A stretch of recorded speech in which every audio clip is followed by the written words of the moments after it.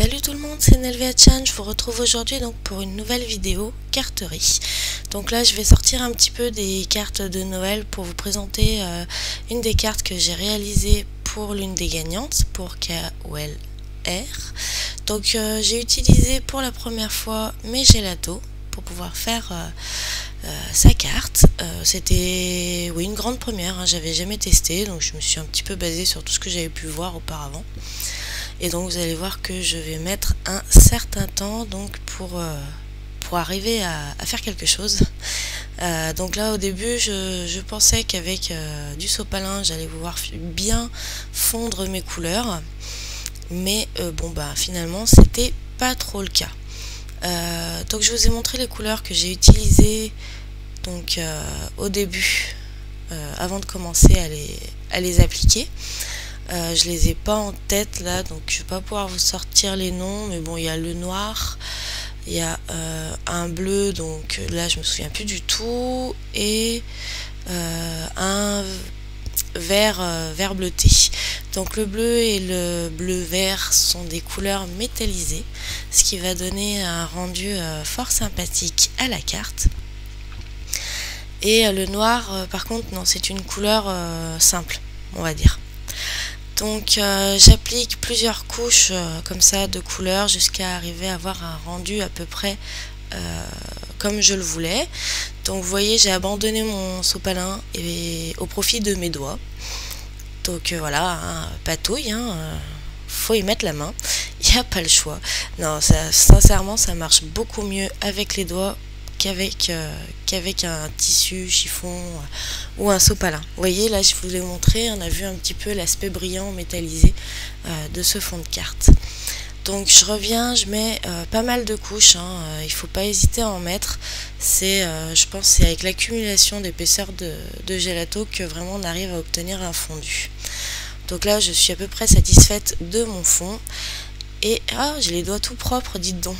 Oui, parce que l'avantage donc des gelatos, c'est quand même que à l'eau, ça se dissout très très bien. Donc après avoir bien patouillé avec mes doigts, je suis allée me laver les mains. C'est parti tout de suite. Voilà. Donc maintenant, je vais venir utiliser cette planche de tampon Love Fun que j'avais acheté lorsque j'ai commandé mon premier kit Simon Says Stamp le mois dernier. Et du coup, c'était des petites plumes qui me faisaient très envie depuis longtemps. Et donc, je vais venir les appliquer avec mon encre blanche Evriel. Donc, au préalable, j'ai mis un peu de talc, enfin un peu de mon petit coussin anti-électricité statique. C'était pour que le support soit à nouveau un peu poreux. Parce que le petit souci avec les gelatos quand même, c'est que la surface est extrêmement lisse. Et donc du coup, les encres n'adhèrent pas forcément correctement. Donc je vais répéter mon motif de plume plusieurs fois. Hein. Vous savez que j'aime beaucoup créer des fonds avec les tampons. Donc là, j'utilise la plus grosse des deux plumes. Et puis je vais passer après à la deuxième, la plus petite, pour pouvoir combler les trous.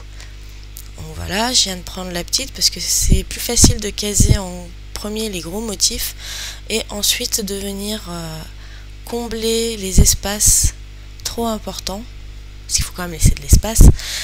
Donc combler les espaces trop importants avec des motifs plus petits. Donc voilà, j'en mets un petit peu où bon me semble, hein, j'ai envie de dire. Donc le but c'est quand même d'avoir des plumes partout sur ma carte, d'essayer de varier un peu le sens. Hein. Vous voyez que je tourne mon bloc acrylique plusieurs fois. Et donc voilà, j'arrive à la fin de mon fond. Donc je continue, je prends toujours mes plumes et cette fois je vais utiliser donc de la Memento Black, enfin Tuxedo Black. Je vais venir en fait tamponner mes motifs sur du papier Bristol, puisque je vais venir les mettre en couleur avec mes feutres à alcool. Voilà, donc allez, on va en faire une de plus. Allez, voilà, hop, en plus ça se voit. J'ai tamponné à moitié, bon c'est pas grave. Et une dernière plume. et on va passer à la colorisation. Donc voici les feutres que je vais utiliser, donc des Tria. C'est des couleurs qui vont du orange jusqu'au rouge. Donc dans un premier temps, je vais donc mettre ma couleur la plus claire sur l'extérieur de ma plume, mais je vais pas mettre de couleur au centre, puisqu'en fait ma base la plus foncée sera sur l'extérieur de la plume. Donc voilà, je passe un deuxième feutre à alcool, un légèrement plus foncé. Ça fait partie des rares couleurs que j'ai qui se correspondent les unes aux autres. J'ai beaucoup de feutres, mais pas forcément qui se correspondent, donc c'est pas toujours évident de faire un joli fondu de couleurs. Voilà, donc là j'en suis au quatrième qui est un rouge rosé assez foncé, et je reviens avec ma couleur la plus claire pour faire le fondu. Donc je vais appliquer cette technique sur alors dans ce sens là sur, on va dire, la majorité de mes plumes. Donc voilà, on obtient un fondu assez sympa. Et puis après je vais faire deux autres petites plumes à l'inverse, c'est-à-dire que je vais commencer en appliquant mes couleurs au centre de mon motif, et puis en laissant le blanc dans un premier temps à l'extérieur, mais vous verrez ça dans la suite de la colorisation. Allez, on se retrouve tout de suite.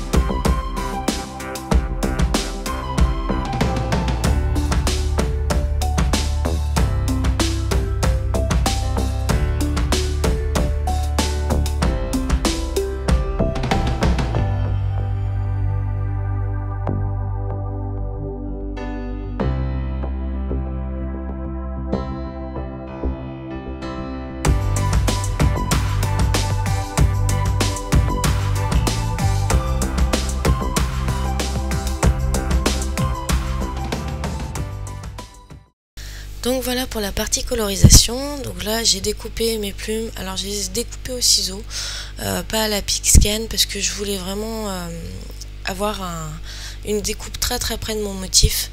Je voulais pas avoir de bord blanc, et donc c'était plus évident de le faire au ciseau, et puis les formes sont pas trop compliquées.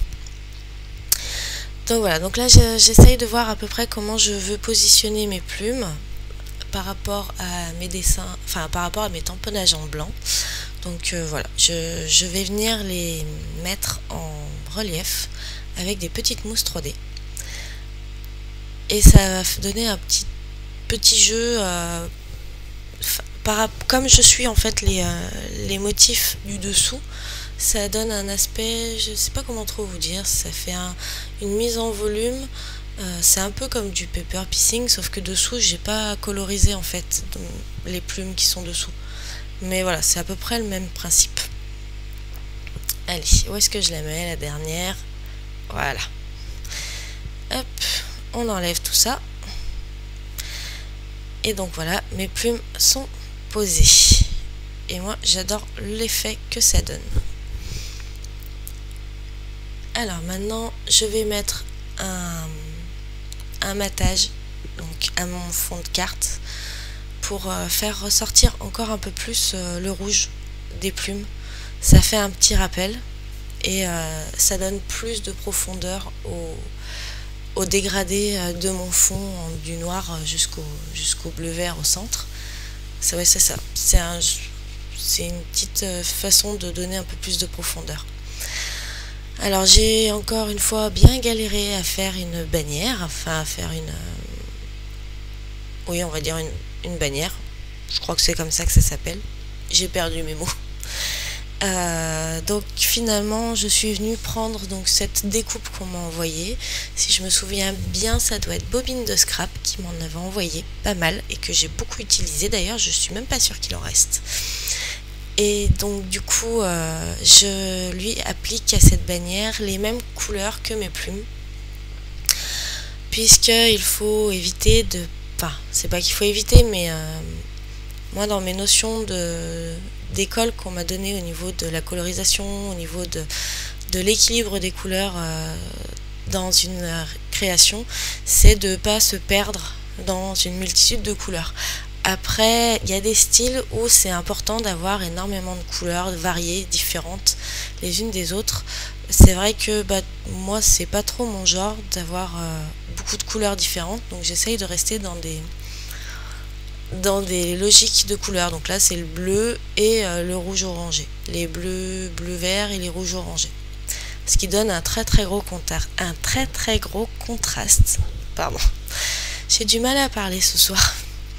Et donc maintenant, je vais venir y mettre un petit tampon. Alors, un petit merci. Pourquoi merci? Tout simplement parce que comme je l'avais dit, mon concours c'était pour remercier mes abonnés. Voilà. Donc un petit merci sur ma bannière. Donc il faut bien attendre que ça sèche parce que pareil que pour les gelatos, au-dessus du feutre, quand votre papier est très imbibé, il vaut mieux bien sécher pour que l'encre adhère. J'ai mis un peu de noir sur le contour de ma bannière, mais vraiment très léger, seulement sur la tranche. Mais je voulais couper au montage parce qu'en fait j'étais carrément hors caméra. Et là je viens mettre du Wink of Stella sur les plumes. Et ben oui, pour leur donner un petit côté à paillettes. Sinon c'est pas drôle. Donc voilà, un peu de Wink of Stella et ça brille. Et puis j'en mets un petit peu aussi sur ma bannière, ce qui a fait un petit peu baver mon encre. Comme je vous disais, c'est pas toujours évident de mettre de l'encre sur des supports colorisés. J'aurais peut-être dû la sécher au gun, mais c'est vrai que j'y ai pas pensé sur le coup. Voilà. Et bien sûr, la bannière, on va venir la mettre en relief. Et je galère toujours autant pour enlever les petits morceaux. Et oui. Donc pareil, je ne vous ai pas mis la recherche d'emplacement de la bannière, puisque alors là, moi j'en ai pour 3 plombes. Et du coup, pour faire encore une fois ressortir un maximum les couleurs de cette carte, je vais venir utiliser une base de carte noire. Donc j'en colle mon fond.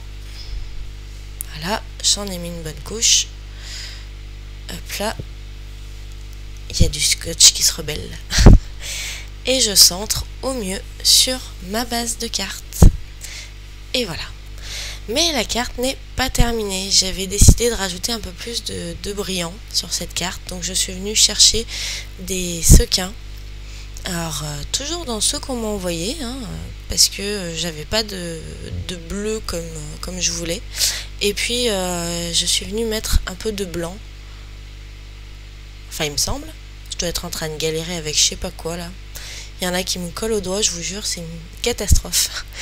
Donc voilà, je viens mettre un peu de blanc transparent, un peu de nacré, pour faire un petit rappel avec les dessins de plumes à l'arrière, puisqu'il est quand même bien de faire des rappels de couleurs pour les soutenir un peu mieux. Et voilà, donc je me bats encore avec un sequin qui me reste collé au doigt. Allez, hop, va-t'en. J'en enlève quelques-uns, parce que je pensais en avoir trop mis. Et puis maintenant, on va venir coller tout ça. Allez, un petit dernier pour la route. Et pour venir coller tout ça, je vais venir utiliser le Pick Me Up. Encore une fois. C'est vraiment pratique ce truc. Je vous le conseille très fortement. Ce que vous avez peut-être pas vu sur les autres vidéos, je m'en souviens plus, c'est que vous avez une petite partie qui se détache de ce stylo Pick Me Up pour venir appuyer et laisser les embellissements bien plaqués sur votre création et non pas sur la gomme quand ça a un peu plus de mal à se détacher, parce que les sequins c'est très léger, donc il faut soit une aiguille, soit vous utilisez cette petite chose que vous avez vue transparente qui fait partie du Pick Me Up. Et voilà, notre carte est maintenant terminée. Alors, est-ce qu'on va voir un petit peu les paillettes? Oui, on voit un petit peu les paillettes. C'est parfait. Et donc, ça y est, notre vidéo va toucher à sa fin. J'espère que vous apprécierez cette petite carte, cette petite vidéo. Je sais que Kawel m'a beaucoup remercié pour mon colis. Et j'ai fait comme tu m'as dit, ma belle, j'ai fait selon mes goûts, notamment pour cette carte. Donc j'espère qu'elle t'aura plu autant qu'à moi. En tout cas, j'ai pris énormément de plaisir à la faire. Donc voilà, on va se quitter sur ces dernières images. Donc je vous remercie vraiment du fond du cœur de suivre ma chaîne encore. Et merci pour tous vos commentaires. Je m'excuse parce qu'en ce moment j'ai un peu du mal à répondre en temps et en heure à tout le monde. C'est vraiment là, ma semaine c'est marathon. Je suis dernière ligne droite avant mon marché. Donc vraiment je scrape un petit peu moins, mais je suis 2 fois plus fatiguée en fait, donc du coup je me repose un peu, mais bon voilà, c'est un peu marathon. J'espère que d'ici mi-décembre ça se calmera, parce que du coup j'ai d'autres projets qui se sont rajoutés, mais ça vous verrez plus tard. Et oui donc je vous laisse un peu de surprise pour la suite. Donc voilà, je vous fais en tout cas plein d'énormes bisous, et je vous dis à très bientôt. Bye bye.